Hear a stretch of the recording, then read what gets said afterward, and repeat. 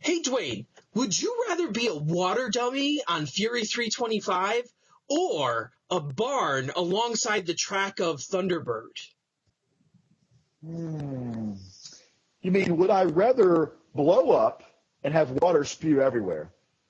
Or would I rather be run into by a train? That's a tough one.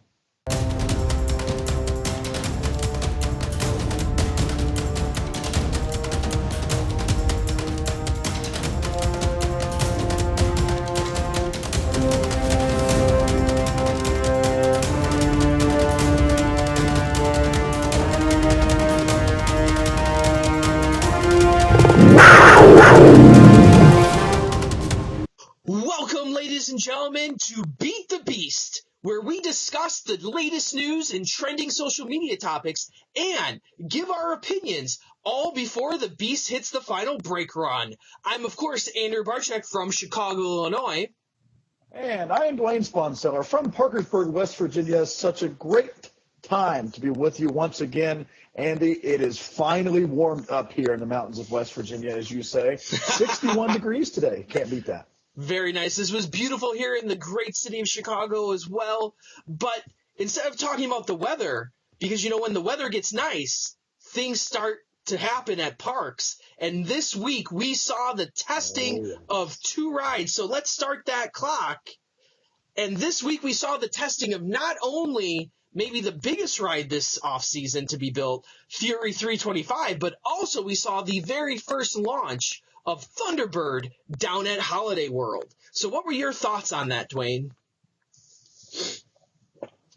Well, I'm going to start off with Fury 325 because that's, we're going to be heading down there for Media Day, not here in a couple weeks, actually, 2 weeks from, it's actually 2 weeks from today. We're filming this on a Wednesday, of course, but it's, when I saw the first video, and I said to myself I wasn't going to watch it, but I just had to because it's that first test run.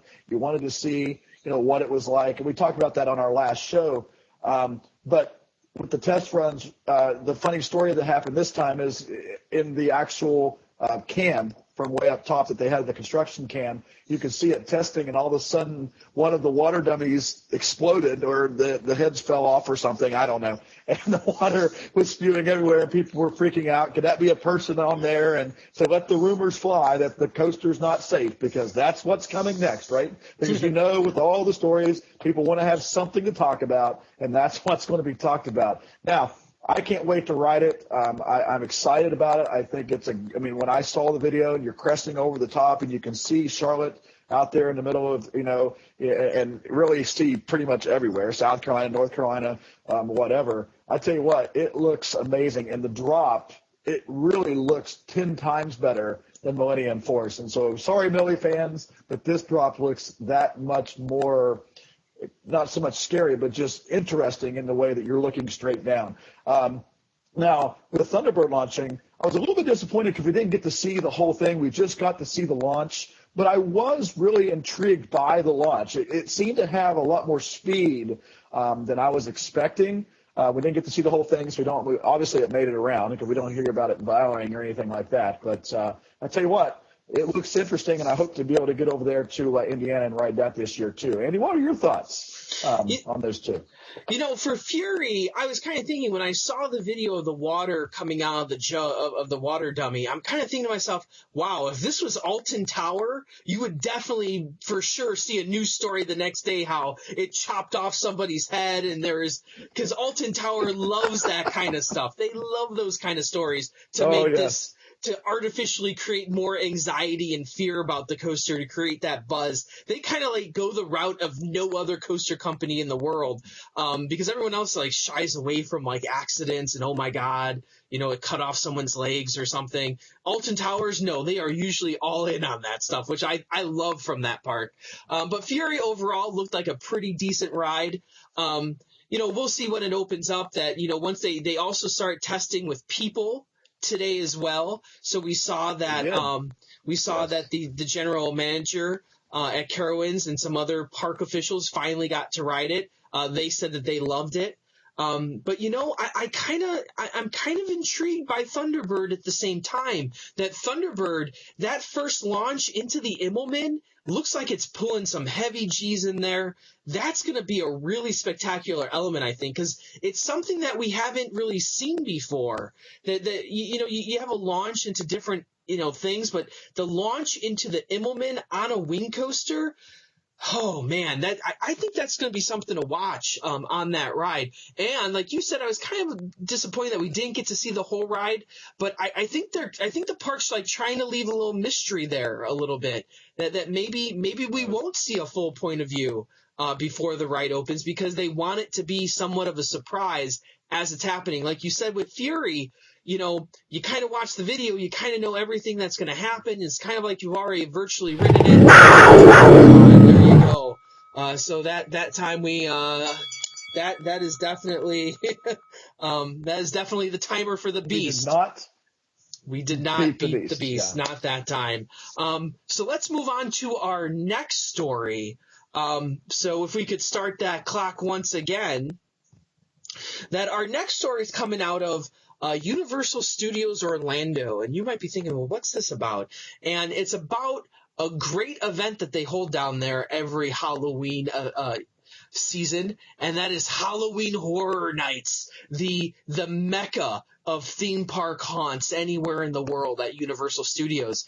And they just announced this week that they are expanding the event to 30 nights. There will be 30 nights of fear during the entire event.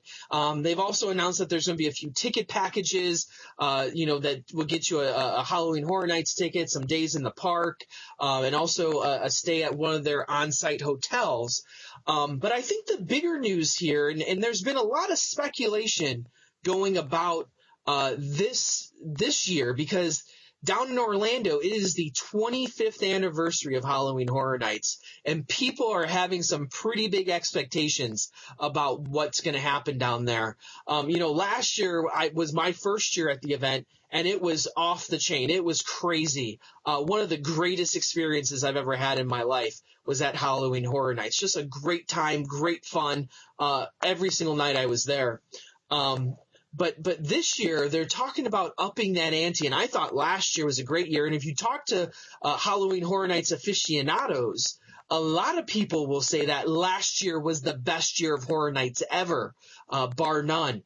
So now that we're moving into an anniversary year, people are really talking up this event. And one of the big discussions centers around who is going to be the icon. That mostly every year, they have done an icon, some central figure that the whole event's built around. Now, last year there was no icon. And in previous years, there have been years where there's been no icon. Sometimes there's like an overarching theme amongst all the haunted houses, but the icon is something that I think is coming back this year. And one of the famous icons from the past was Jack the Clown.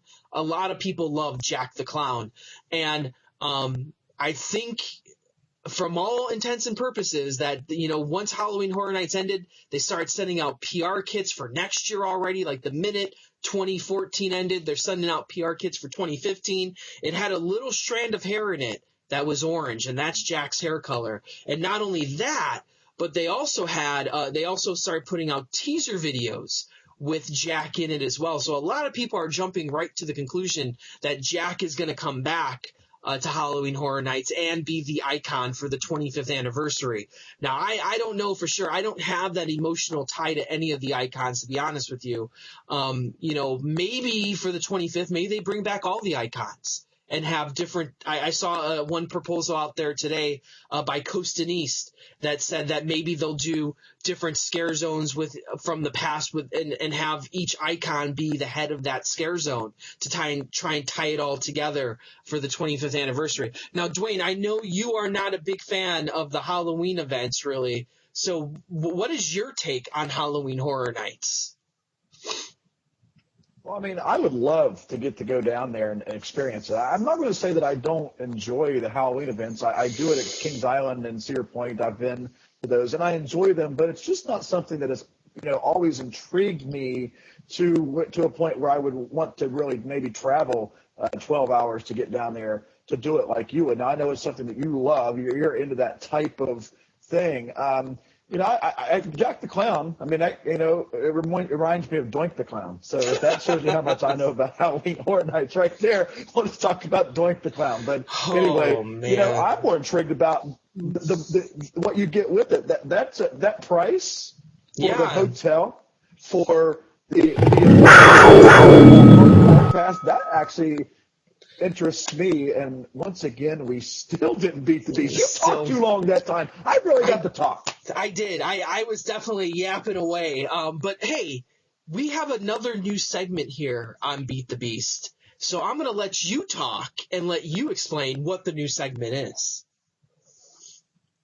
All right. Just like every week, we have a new gimmick, if you want to call it that, to do part B of our show. And this week, we're going to do something new.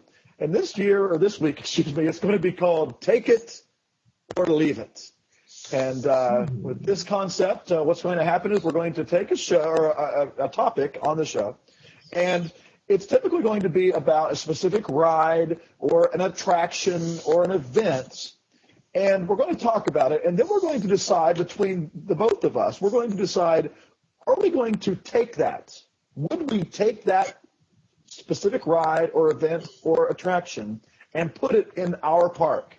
Or would we say that is just a terrible idea, terrible attraction, and would we leave it where it's at the manufacturing plant? And so I think this will be a really interesting way, Andy, to maybe talk about some rides that are out there that many of you may not have heard a lot about.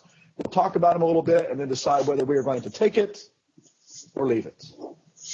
Okay, so our first ride that we're going to talk about, that we just posted a news story tonight. So let's start that clock before we get started in this discussion.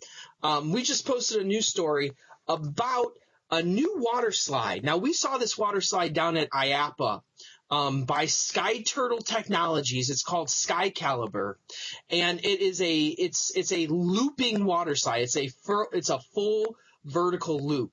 Now, from what we saw down at IAAPA, that technically, so as you're going down the water slide and coming through this loop, you're technically in this roll cage that it kind of looks like a missile, and you're shooting down. About 3 to 4 people can sit inside, and you shoot down, you go through this loop, and that's basically the whole ride for all intents and purposes at this point.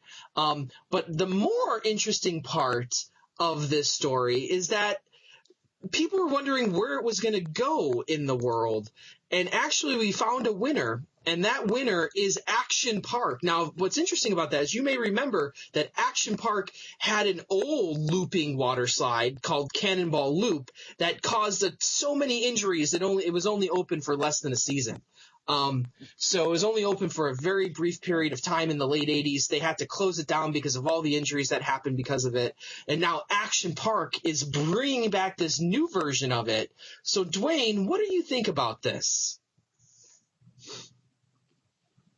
Well, the name is all I need, or I'm sorry, the manufacturer is all I need. It's got the word turtle in it. So, number one, it's going to be manufactured slowly. It's going to be built slowly. It's probably going to be a slow ride. So anyway, but beyond that, I don't see the intrigue of this ride. I mean, maybe if it was an actual slide where you are the one in the slide and going over, but if I'm in a roll cage, what really is that going to do for me at a thrill level? I mean, even if water is hitting me, I'm still surrounded by metal cage, and I just don't understand the real intrigue or the thrill of a ride like that. And the fact that it's going to Action Park, which we know back in the 80s, it wasn't just that ride that was causing injuries. If I remember correctly, there was all kinds of problems with that park, if I'm not mistaken. So to boot, you put this in there, and people are already scared of that park anyway, and they're trying to revitalize the whole park. They're trying to bring this back. Is it going to be something that a lot of people want to go try out? Yes. But is it going to be something that a lot of people are going to want to go back and ride again? I seriously doubt it. And because of that, I am going to leave it in Vancouver, Canada. Interesting. Now, me, on the other hand, it's interesting because if it was any other park besides Action Park, my answer would definitely be with you, leave it. But Action Park has this history, has this past with this looping water slide that I don't think you can overlook. I think this is going to be a huge marketing win for this park. I like I said, I think if any other water park in the world tried to put this in, I don't think it would be a huge success. But because it's Action Park, because they had the old Cannonball Coaster looping water slide, I think because of that, I think this is a take it for me. That if I own Action Park, I'm taking this because there's a funny little story in the article that, you know, as they're at IAPA and the employee from Action Park's passing the employee from Sky Turtle, and the guy's like, the first time ever, and he's like, no, someone did that 30 years ago, and the guy flipped over his name tag and saw he's from Action Park. He says, we have to talk right now. So I think this is a match made in heaven for these two companies, and maybe it'll turn into something else down the road, but definitely I think this is a take it for Action Park. So that time we beat the beast on that one by just a few seconds there on the timer left. But now we're going to move to the next take it or leave it. And let's start that clock once again. Now this time, just today, and we've seen stories of the construction, but just today, Knoebels installed the very last track piece of their only steel coaster in the park currently, Impulse. Okay, so they've been building this steel coaster. Went up pretty quickly that this was not another flying turns issue. Did not go up in 7 months or 7 years. Probably pretty. This thing went up super quick. Like they started building it and it is done now. So this thing's going to be ready to go at opening of the season. But it is I believe a Zero roller coaster. It's different. It's not a launch coaster. It does have a vertical lift into a lot of different inversions. You know, it kind of reminds me of a Eurofighter, although it's not done by the same company. So I'm kind of intrigued by what this is going to be. You know, it's Knoebels. I talked about it on the COASTER-net Uncut show with the most anticipated for 2015. That you know, this coaster just doesn't do it for me. I'm sorry. You know, it looks really nice. I love the color scheme on it. The Cobra roll looks really cool, but in general, if it rides like a Eurofighter, I'm probably not going to like it because I'm not a big fan of Eurofighters in general. So for me, this is a definite leave it. They can keep it at Knoebels for all I care. You know, Andy, I honestly think this may be something good for Knoebels. Now, here's what's interesting to me. You've got Holiday World, who had all wooden coasters. They add a steel coaster. Now you've got Knoebels, another very small, locally owned park, adding a steel coaster. Were they afraid that people were going to not go to those parks as much because they don't have the more modern steel coaster? Now, I've only seen the 3D, you know, POV of this ride that's been done on No Limits, obviously. And to me, the small footprints, I mean, obviously it fits in a park like this, okay? But only one element even stood out to me. I forgot about the Cobra roll, but don't they have one of those like small top hats? Yeah. As well, I think it does. And to me, I'm like, here we go with that gimmick again. I mean, it was okay for a while, and now they're bringing it back in a smaller coaster. And, you know, I understand that it's Knoebels, and some people like that type of thing. But this ride belongs in a park like Knoebels. This ride would not be able to be put into a park like Kings Island or a Silver Dollar City or even a Six Flags Over Georgia or even a Six Flags Over America. Yeah, maybe. Okay, or Six Flags America, excuse me.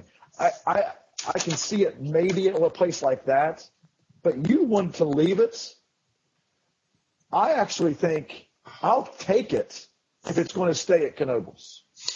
But if it were to be going anywhere else, if I were going to put it in my park, then I would leave it. But I'm going to say if it's going to stay there, then take it. But I know we're talking about being in a park that we would own, then I would obviously leave it just like you. Well, to be honest, the top hat element is actually the vertical lift, but a lot of people have speculated that they thought it was going to be a launch into a top hat, but maybe that was cut for cost reasons. I don't know. I also don't think it fits in Knoebels because they pride themselves on this idea of old-time feel, old-time park. This ride is not that. And as much as you want to move into the modern times, at the end of the day, your whole marketing scheme is giving people an old-time experience. And there you go. And that, once again, we have not beaten the beast. So we are, I guess, hashtag worse than the beast. 3 out of 4. Man, 3 out of 4 times tonight. That is not good. We got to pick up our game for the next one because I'm not going to have a losing record going into the season against the Beast. So we need to start picking up some stuff and start picking up some wins here because the Beast is making us look silly right now. Okay. But as always, ladies and gentlemen, thank you for joining us here on Beat the Beast, where news races the Beast. And we always have a great time on the show. So please come back next week for another great set of news stories. And as always, I'm Andy Barczyk from Chicago, Illinois. And I'm Dwayne Sponseller from Parkersburg, West Virginia. May the Q lines be ever in your favor. And right on, Ride Warriors.